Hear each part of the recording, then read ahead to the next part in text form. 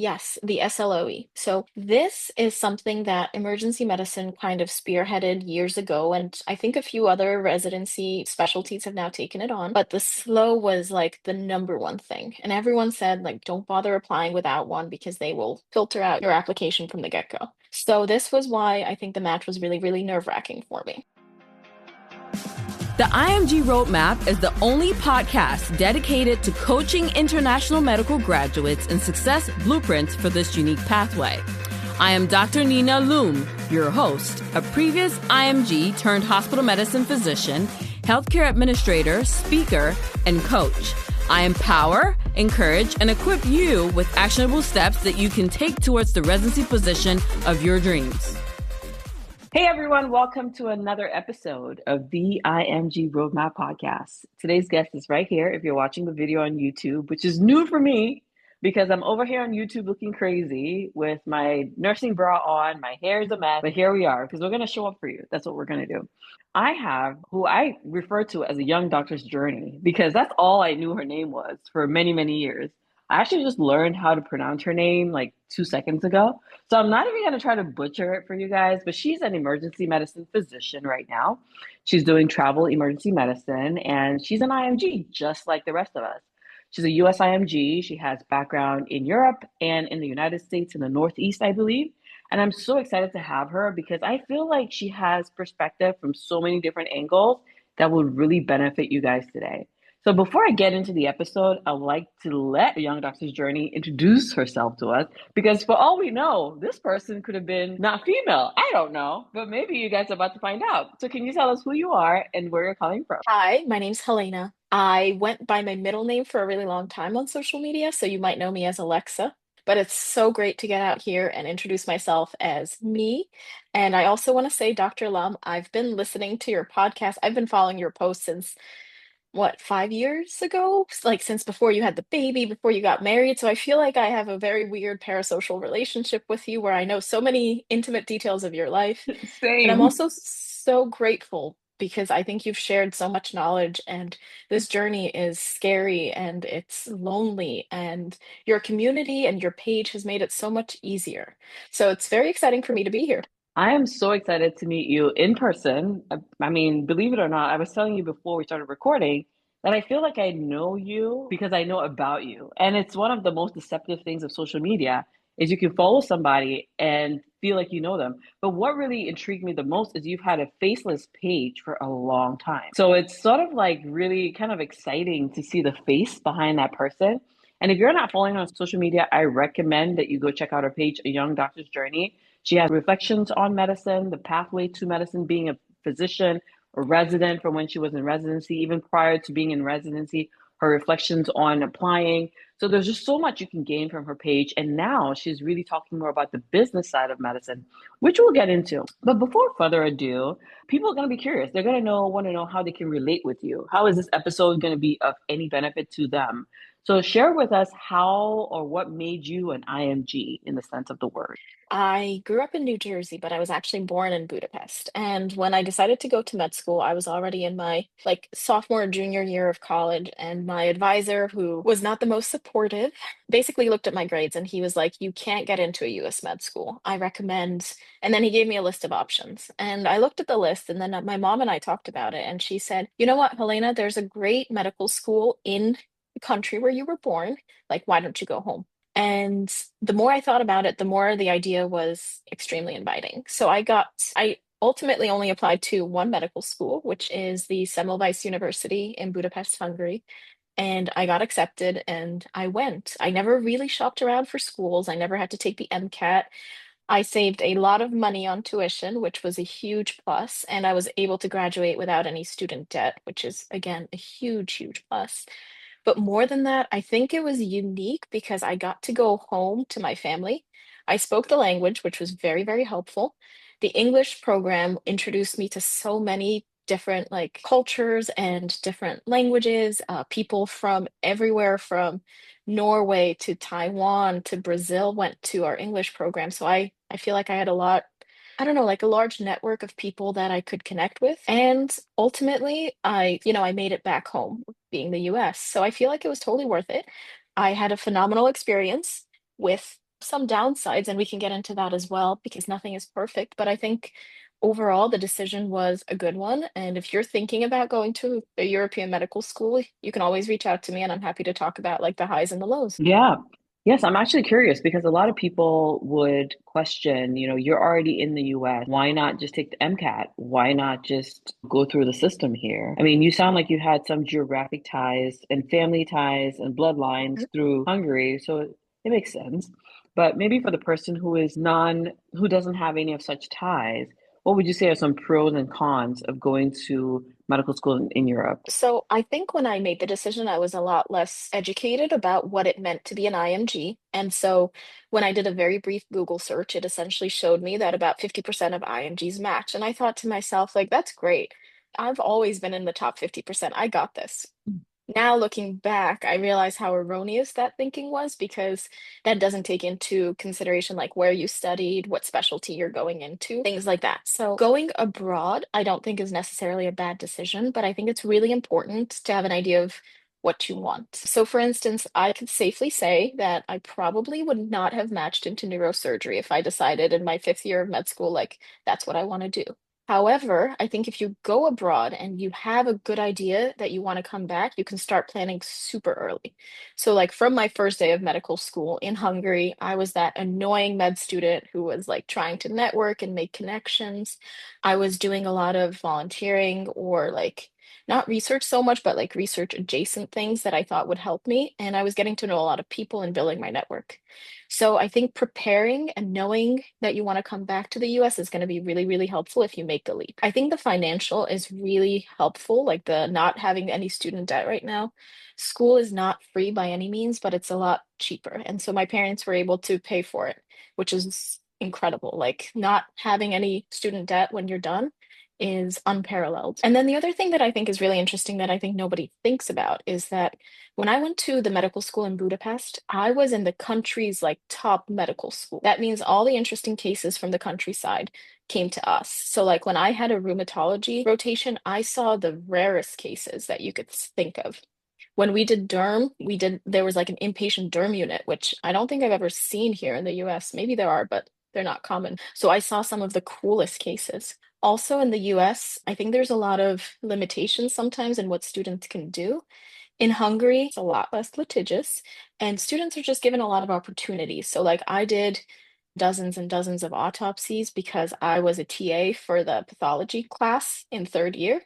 And so I had all of that experience. So, if someone wants to go into pathology and shows, like, hey, I did 2 extra years of pathology and autopsies because I love this so much, you have that option. So, there are definitely benefits, but I think it's important to know what you want. And it's important to plan ahead because it's not easy. It's doable, but it's not easy. Absolutely. Doable, but not easy, 100%. And what really moves the needle is when you know and are clear on where you're going before you go. Yeah. And by that, I mean, if you know your specialty choice before choosing to go abroad for medical school, you're going to be in a much better position than someone who is still very fresh and green. And sometimes you don't have to stick with that specialty choice till the very end, but just have a broad idea of what you want out of life. Like if you know you want to do a surgical specialty and it's going to be this particular organ system, then you can sit back and get recommendations on what will be best for that track and that pathway before making that decision. However, on the flip side, if you know you have a primary care driven interest, not interested in certain subspecialties and maybe weird quirks where you can encounter even higher challenges by going foreign, then you may be able to be informed of what you could start doing from day one in your foreign medical school that will position you for just as competitive an experience. And I like one thing you said, which was you were in a top tier school in that country. So that makes a difference too in how we pick the foreign schools that we go to. Picking a school that is top tier in that nation is going to be highly beneficial anywhere in the world. Picking a school that is not well ranked in that country would mean that it would not be well ranked in any other country as well. And that could also present a threat for that person that is choosing to go abroad. So I think you really laid out some solid tips there for the listener. So kind of moving into, you completed medical school there and you came back to the US. What was the residency application process like? Challenging, easy, mid? What would you say? I would say it's one of the hardest times of my life. It really was. There's just so much anxiety tied to every single step, and every step felt like this is so much worse than the last step. Mm, So, as an example, when I was studying for the USMLEs, I was one of maybe 10 people at my entire school who were on this path. So it was very lonely. I studied next to, like, I studied for the USMLE on top of my usual coursework because, unfortunately, and this is one of the downsides, but unfortunately, a lot of European medical schools do not have the same focus at like the same curriculum. You're going to learn the same things, but the focus of what you're learning might be a little bit different. So whereas like the US med schools are much more highly geared towards the exams, I felt like I was studying for the classes and then on top of that I was studying for the USMLE. So it was really lonely and it was hard. But then I got to the actual like application phase and I was like, "Oh, the exams were nothing compared to this."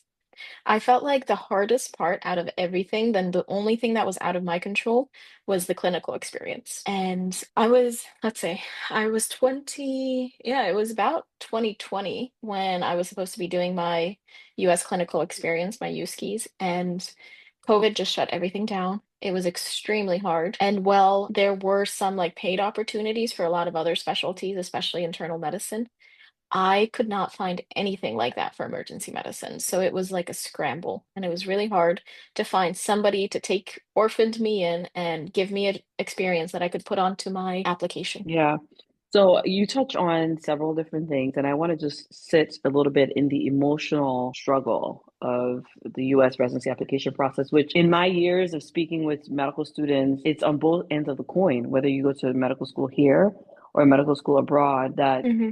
the feelings are the same. The emotions Yep. that we feel are the same. The fear, the doubt, the consistent questioning of whether what you're doing is enough. And it's like a perpetual sense of inadequacy in every step Hmm. of the way because you would be completing a USCE in your dream specialty even and still thinking you need three more of those. You Hmm. would be completing a publication that you worked so hard on, given so many hours to, stayed up till 3 a.m. in the morning, and still find yourself wondering if you have enough. So it's a consistent sense of inadequacy that doesn't seem to disappear until you get that letter that says you match. Because even when you get interviews, there's still that sense of, do I have enough?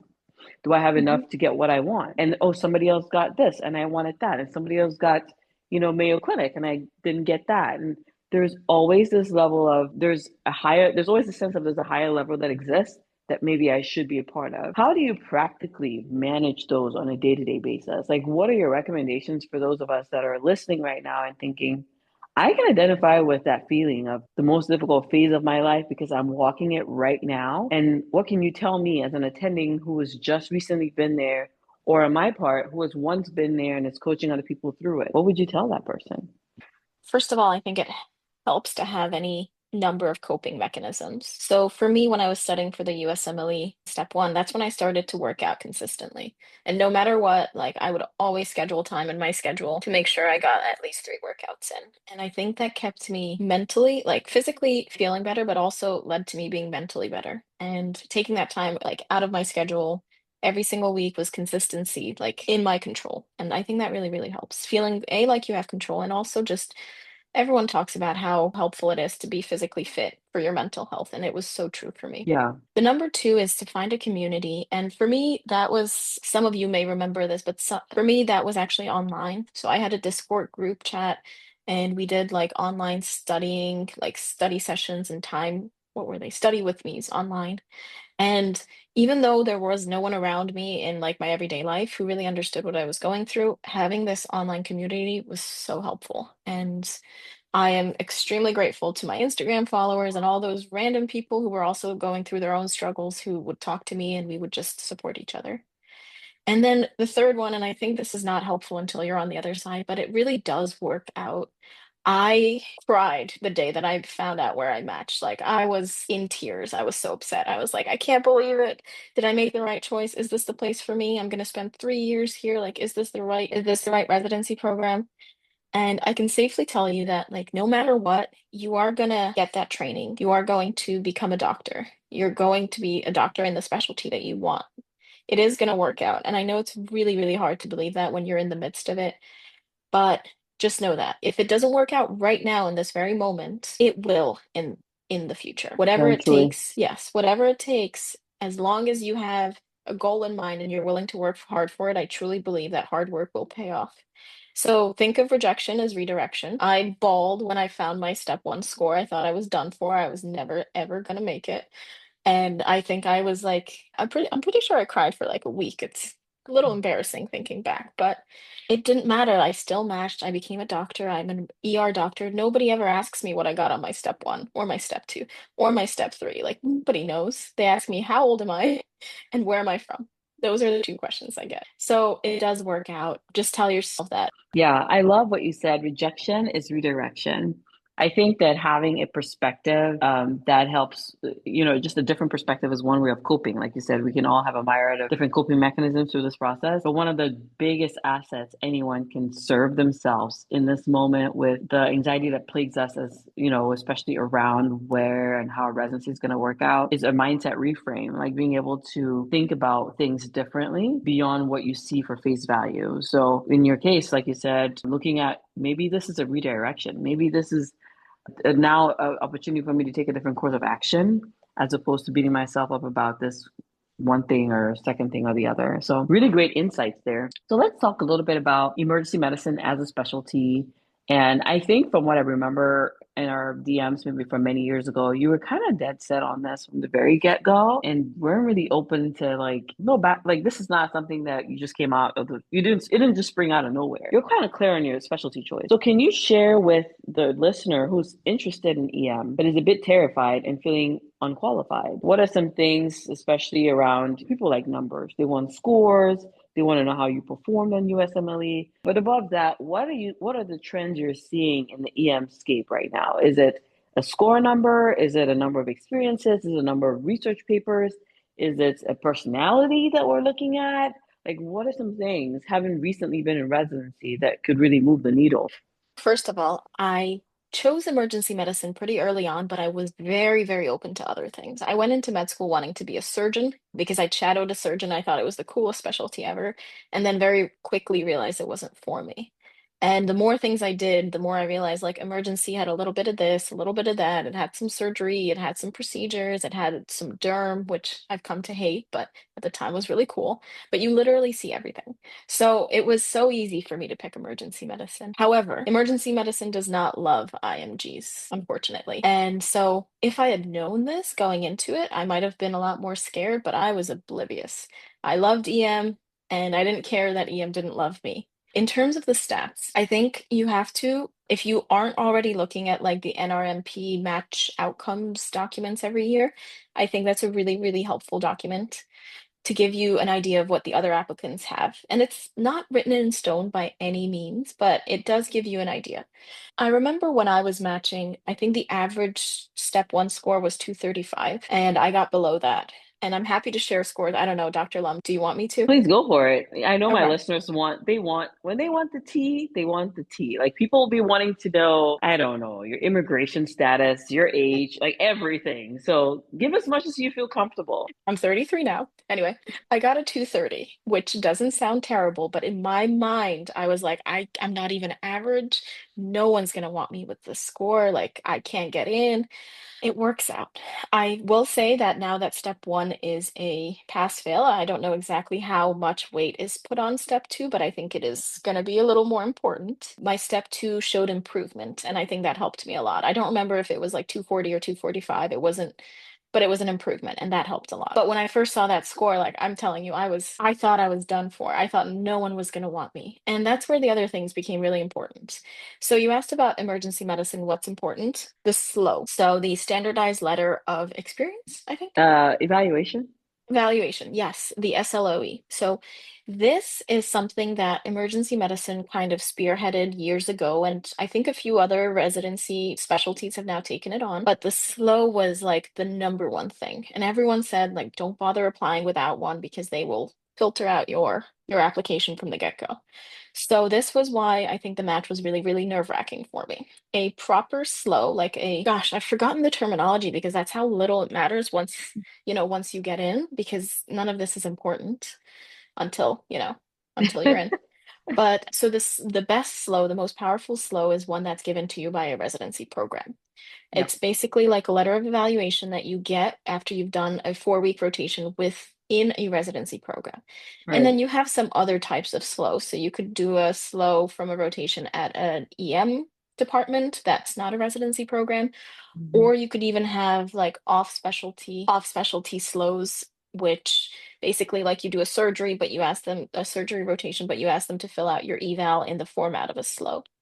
So anyway, these slows were very, very important. And it's hard because you can't pay for one. Like you have to be accepted into one. And a lot of places will not take IMG graduates or IMG students as a rotator.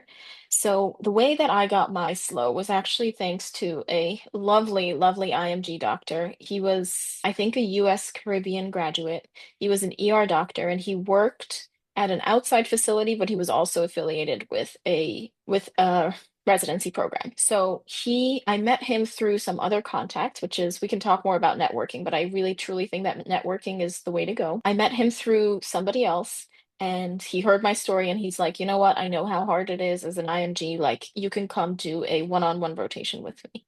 And even though the rotation was cut short because my roommate got COVID and so I couldn't go in for the full month, he still went ahead and he must have written me a really nice letter because I mean, I got in, right?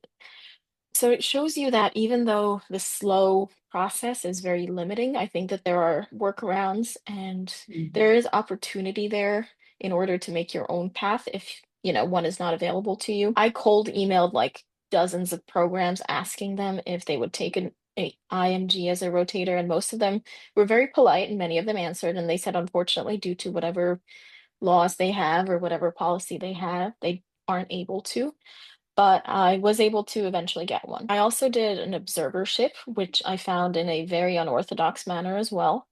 There was a random stranger on the internet, on Reddit, on a Reddit forum, and he and I got to talking, and he said, "Hey, there's an ER doctor who is offering like rotations, observerships with him at his hospital."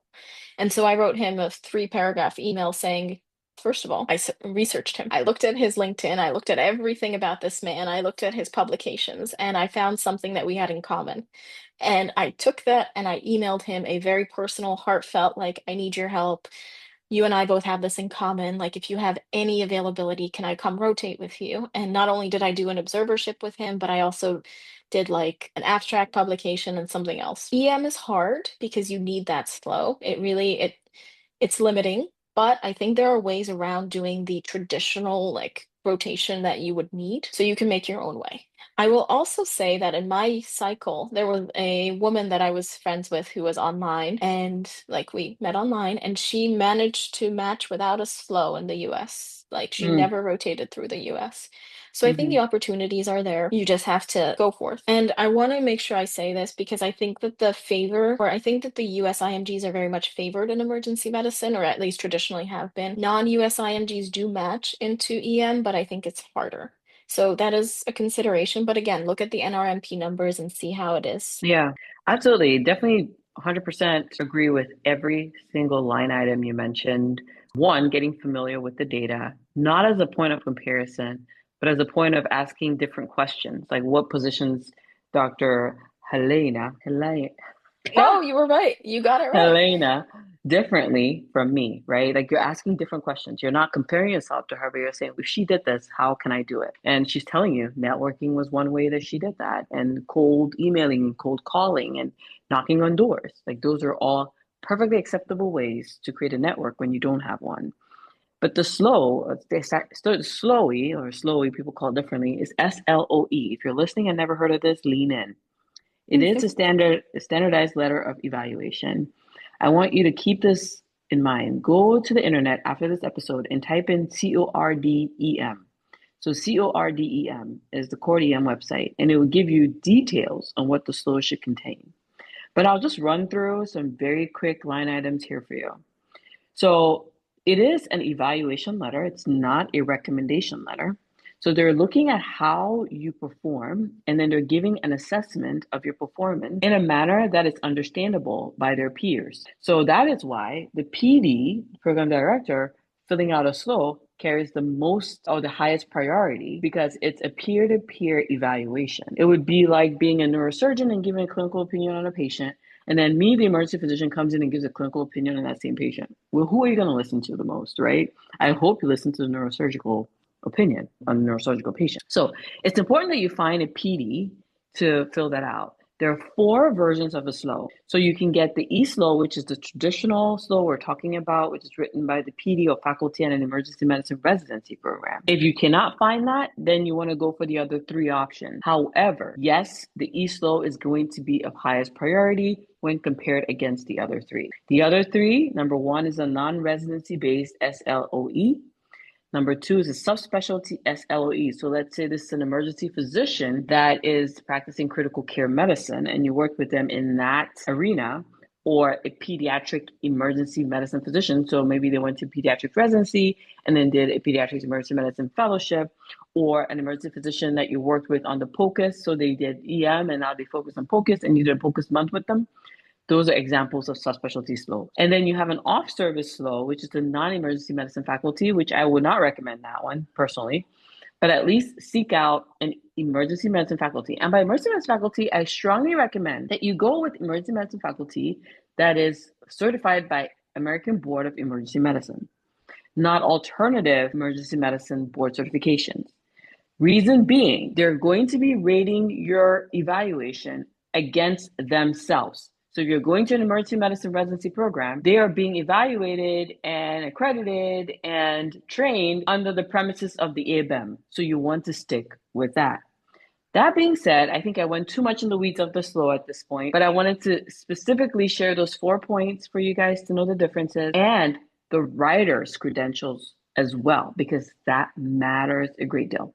Now, let's go into some of the other topics that I wanted us to touch on, which, gosh, there's so much I want us to talk about, but we only have so little time. So let's just touch a little bit on what networking was like for you and maybe some key tips that you would offer. It's like the second part of my online program is the first part is mindset, the second part is networking, which I think is like a deal maker for IMGs, is how much you network. So what was that like for you, and what are some tips for the listener? I think I completely agree with you. I think this is one of the most important things you can do. And again, this is something in your control. And that is so powerful at this stage because a lot of things aren't, right? You don't know what they're going to write about you. You don't know certain things, but like this is within your control. I met a mentor and he taught me a phrase that I use all the time, be passionately aggressive. And he doesn't Mm, mean aggressive like pushy, but like keep going, just do it. Do it all the time, think about it all the time, be polite, but be very passionate and very forthcoming.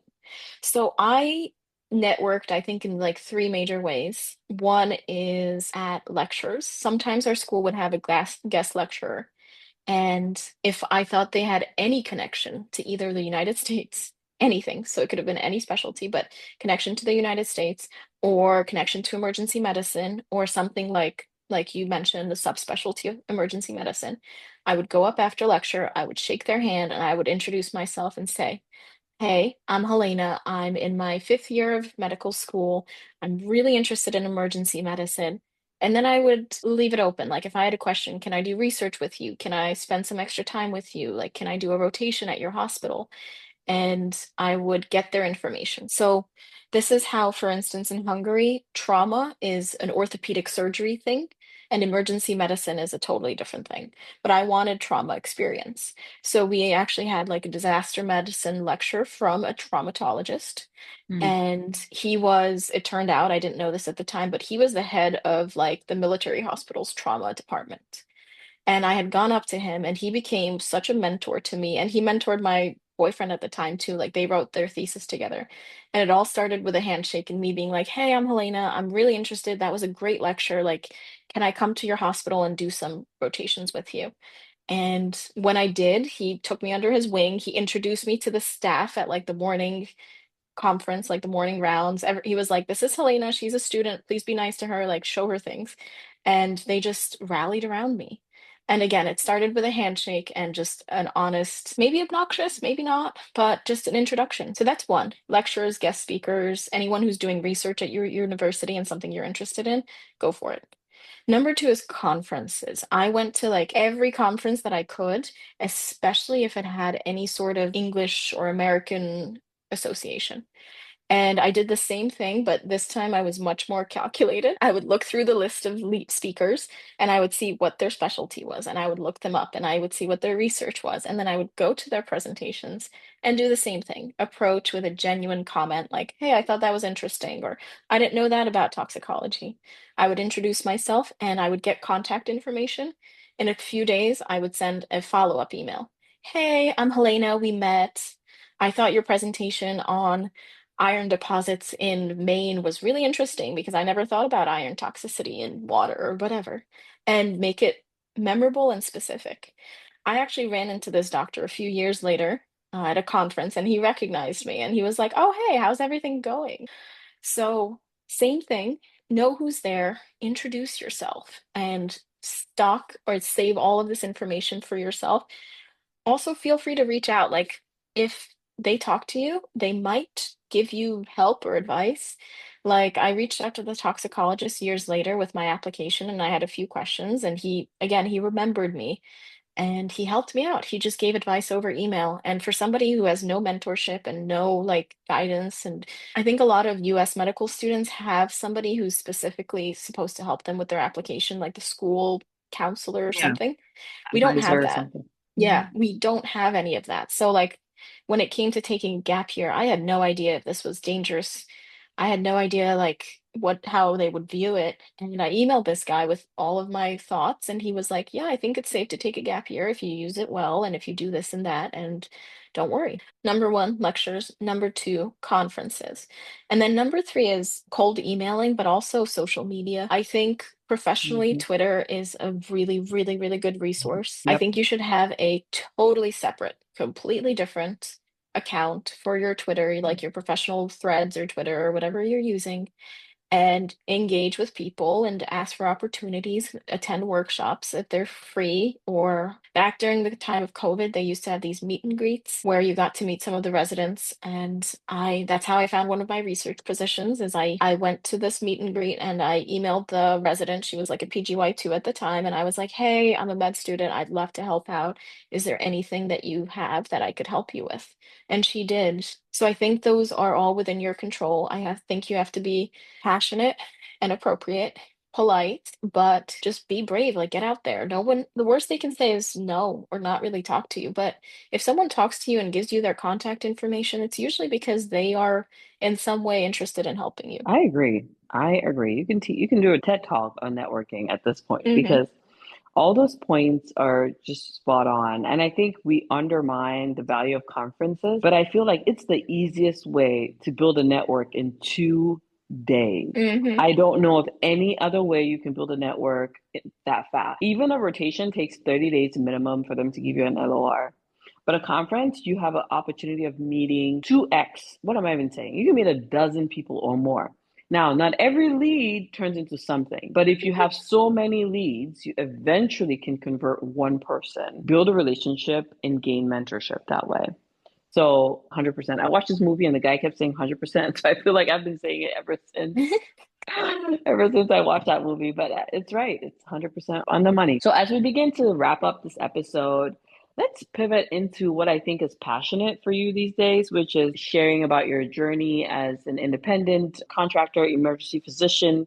Can you share with us maybe like why you chose that path? And for anyone watching or listening, you can graduate residency and go down the pathway of being an academic professor at one university and be a W-2 employee there. Great. You can also choose to own your own business in emergency medicine and work at more than one facility at a time. Also great. So you can share with us what path you chose and kind of why, or as much as or as little as you want to share about this phase of life that you're in. So this is so exciting. I could talk about it for literal hours, but I'm not going to. But so essentially, it's interesting because residency programs are usually either tied to a university or they're at a really big hospital, like a big community hospital where you have volumes of like 80 to 120,000 visits a year. Most doctors, when they finish residency, they don't actually end up at any of these two. most hospitals in the US are much smaller community hospitals where the volumes are between like 20,000, 40,000, somewhere around there. And that's kind of what the majority of doctors will like. Some will go into academics and some will go into like residency programs at community hospitals and become faculty, but the majority of us go into the community and we work at community hospitals.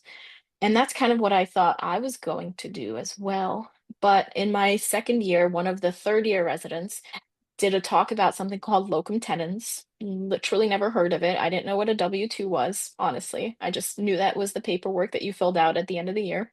And that's when I felt like my entire world was opened up. So I learned about contracting versus W-2, or 1099 form of taxation or W-2 form of taxation. And the more I learned about it, the more it became clear to me that I did not want to go the W-2 route where I was working for one hospital system close to where I was. And there's a lot of reasons for that. But I think what's most important and a really good takeaway for somebody who's going into emergency medicine or like internal medicine or surgery or anything really is to think about what you want your life to look like. So for emergency medicine, full time is considered 120 hours, which is usually 12, 10, 12-hour shifts, or slightly more if you do like eights or nines or tens. And I thought to myself, like, that's phenomenal. 10, 12-hour shifts, like, I'm going to be off more than half the month. But I actually spoke to one of my attendings, actually multiple attendings, and I learned that the way that they scheduled their W-2 employees is often so all over the place that you're not actually off that much. So, like, they'll have you on day shift one day and then on night shift the next day for 2 nights, and then a day off, which isn't really a day off. And then you're in the office because you're doing some sort of administrative stuff, so you have to come in anyway. And next thing you know, one of my attendings was like, yeah, I'm in the hospital like 6 days a week. And I realized I did not want that. The longer I spent in medical school and residency, the more I valued my free time. And I finally felt like I would have some control, only to be told that it looks like I wouldn't. And so when I discovered this locum tenens deal, I thought to myself, wait, what if this is the answer? What if this is going to be the way that I manage to not have to be at the hospital 5 or 4 days a week? My life is so different. I do travel for work. So I live in Delaware and I travel to two Midwest states for work right now. I am looking for some work closer to home, but I'm also reaping the benefits of the travel for now, so it's really not a big deal. And I send them the days I want to work. I usually do a string of shifts. So, March, for example, I'm doing 4 days on, 1 day off, 4 days on. And that's basically all I'm working in March. I'm going to spend a week in Europe. I'm going to spend 2 days in North Carolina doing my oral board exam and a weekend in DC, and otherwise I'll be home. So, locum tenens gives you the opportunity to make your own schedule, and that's the thing that's so lacking. Like in residency, you need to ask for requests to go to your best friend's bachelorette or to a wedding or Yeah. to Christmas with your family. And I didn't want to have to ask for permission or PT or time off or anything. So I found myself doing this 1099 thing, and it's been such a journey. And it's so confusing at first because very few people do it, but you learn a lot on the way and I've become more of a business person, which is wild to think. But my biggest asset is literally my time. Like nothing is more important than your time. The older you get, the less of it you have, and the more you realize that where you spend your time and what you spend it on is more important than how much you make. Yeah. Or like it's just I can't even put it into words. So now I am in control of my own time. I spend a lot of my free time, I will say this, trying to figure out the business aspect of locum tenens. But I do think this is growing pains. I think the first year out is going to be tough no matter what. And I think that once I get over the hurdle of learning about taxes and 401ks and backdoor Roth IRAs and all these fancy words that I'd never heard of before this year, I think once I figure all of that out, the future is going to be so cool. Like I get to Yeah. decide when or if I work. Yeah, I agree 100%. Again, I keep saying 100%, but I do agree that flexibility and time are two great assets for every physician because independent of the specialty that we choose to pursue, we'll always make a living and we'll Yeah. always have enough for ourselves and for our families. There'll always be a roof over your head. You're never going to lack certain basic necessities by virtue of your career as a physician in the United States. That's a fact. And then you'll start to realize that you don't want just to make a living. You want to live life and you want to enjoy the life that you live and that you want to spend time with your family, you want to spend time with your children, you want to pursue other passions, and you still want to serve people with medicine. And that's where time becomes indeed the most invaluable asset that we have. And it's the only resource that we have that is, in a sense, it's finite. Like we have to be Yeah. able to maximize it because we don't have it forever. And so at that point, flexibility can come to a career in medicine with having autonomy over your schedule, autonomy over your time, autonomy over your biggest bill, which is your tax bill. And so being able to have that much control over these things can bring a lot of satisfaction for an individual. And it gives you flexibility to earn as much or as little as you need or as much or as little as you want. And I am a firm believer in the model. And once you create a system, it works out. Like once you have the STEP IRA in place and you have a process for your backdoor Roth and you have your S score and you find the accountant that just lights up your inner mind and you find the financial advisor that you love, or once you have a system and these people in the back pocket, it's a breeze because then it's cruising on autopilot. Not really autopilot, but you know what I mean. It is Less, easier. it's easier, right? And it gets better. And I think the flexibility part is I did 1099 for a long time. And it's the only reason I was able to not only self-fund multiple IVF cycles, but also do it on my own time and have the flexibility of schedule to say, I'm not doing anything this month because I'm going to focus on this. Or I'm not doing Yep. anything this time because I'm going to do this instead. So I think it's a huge asset for the physician who wants to just take a little bit more initiative over their life. It could be a huge asset. And I have so many friends who would tell me it's not for me. I would rather be employed and have somebody else figure out the Yeah. deductions and the taxes. And that is perfectly okay, perfectly fine. But just like you, I really enjoy that part of medicine as well. I just never talk about it because I don't know. It's not I don't know. It's just not something that I talk about on social media. You have so But much other stuff to talk about. right. So I'm like, I love that part. And even it's just, I don't know. I enjoy it. I can sit here for hours talking about escorts and LLCs and single married filed, married, single, whatever. Like there's so many things that we can talk about in that arena, but we'll save that for another time. So as we round up on your interview, what are some take-home points for the listener who is typically US IMG going through the windmill right now? They're grinding, or a non-US IMG starting out, or someone who has just this dream of one day becoming an emergency medicine physician, and it just seems so far away. What are some take-home points for that person? So I think my most helpful tip would be to craft an application that shows your passion for whatever specialty you're going into. So over the course of your medical school, even pre-med, if you already know, like not everything, but like the main things should have an EM twist or an OB-GYN twist. Like your research should have some relevance. Your volunteering could Mm, have some relevance. The mentors you choose should be, everything should be like a nice little package. So when you go to a program, it's like, look at me. I've loved EM for years. Like, this is not a backup for me. I'm not doing this because the match percent last year was so low and I thought I could get in. I've always been passionate. So I think that's very, very helpful because they will. I mean, I've been on the other side of medical school, medical student evaluations and like putting together the department slow. And we talk about that. We talk about it like, it seemed like this was a backup for her. She didn't seem really motivated. We look at your research, we look at everything that you've done, and we kind of try to figure out like, are you actually interested in EM? mm, So that would be one of my biggest things. As an IMG, you have a lot of opportunities that a lot of other people don't have. Like I mentioned, like you might be at the top university in Germany. Like that's incredible. Do research with one of the experts in whatever field you're interested in because they live in your city. Like that's rare.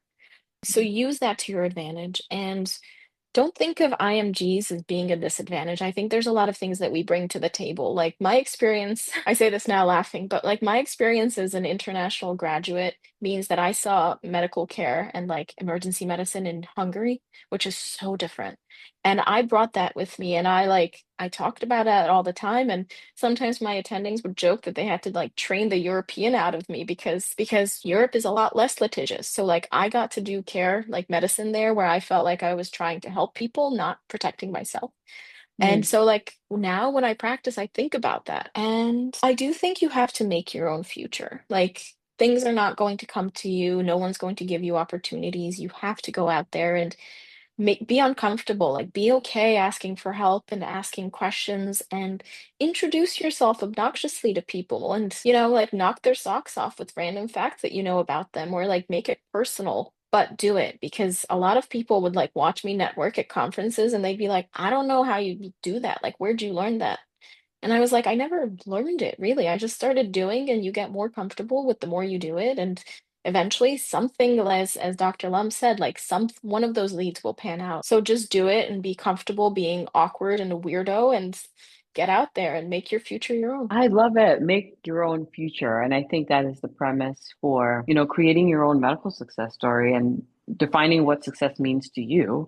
And then starting to inch toward that because what success is for one person is very different from the next. So I think you get to, indeed, you have the knife and the cutting board in your hand, and it's really up to you to shape something good out of your life. So thank you so much for joining us today. I know that people can find you online, but where can they find you if they want to connect with you, if they want to be in contact and have other questions they want to ask you? Where can they find you? You can always send me a DM on Instagram. I do try to answer those, but emails are a lot more visible. So if you go into my profile, A Young Doctor's Journey, in my bio, you'll see like the hello at ayoungdoctorsjourney.com and send me an email and I will do my best to help you. Obviously, I have limitations, but if I can, I'm happy to give advice. Thank you so much. It's ironic because I was going through my communications with you on Instagram to, kind of prepare for this podcast. And I scrolled back up to 2021, feels like many years ago. And you'd send me a message and said, I should consider doing more video content so that it's easy to watch while you're eating or doing something else on the side. It's like passive. And I thought, wow. And then I remember responding and saying, you mean like YouTube? And you're like, yes, that would be great because then you could just press play or the Mhm. listener can press play and carry on. And I think that's about when I probably started, maybe it took me a year more before I did, but putting stuff on YouTube, even though I didn't have my face on it. And here we are, we've recorded an episode now with video that I'm doubting if I'm going to use the video portion of. And a part of me is like, you're going to put that video on YouTube, irrespective of how crazy you think you may look, because I can't be sitting here not doing what we talked about in 21. I am honored. And honestly, thank you so much for the advice over the years. It was indispensable. It was so helpful. I'm very humbled to hear that as well and feeling very rewarded because I've heard that from many IMGs over the years. And it makes me feel like on days where I'm like, I don't want to do this anymore, I'm like, no, you're going to do it because it's not about you. You're going to get over yourself and you're going to do it. So thank you for being here. We will see you Thank in you the for DMs. having me. Good luck, guys. Bye. Look at you. I'm so proud of you for listening until the very end. And because of that, you deserve a reward. And I want you to go right now to drninaloom.com and download any of my free ebooks, whether it's for electives or clinical rotations, or even just whatever trials come your way as you navigate your IMG journey. Stay tuned for another episode coming up next.